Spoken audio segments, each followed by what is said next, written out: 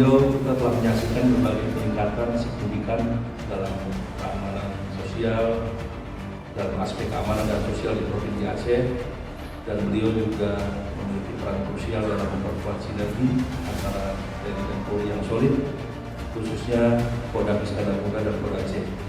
Atas persahabatan yang telah dibina dengan tulus, kami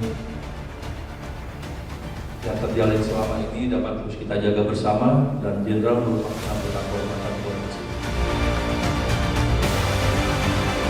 Sekali lagi saya ucapkan terima kasih kepada Pak Kapolda yang tak terhingga tentunya, khususnya dengan Ibu Kapolda dan semuanya warga Polda Aceh. Mudah-mudahan kita semua terus tetap menjaga silaturahmi ini, gitu. Dan terus kita berkomunikasi, dan insya Allah mudah-mudahan TNI Polri ini bisa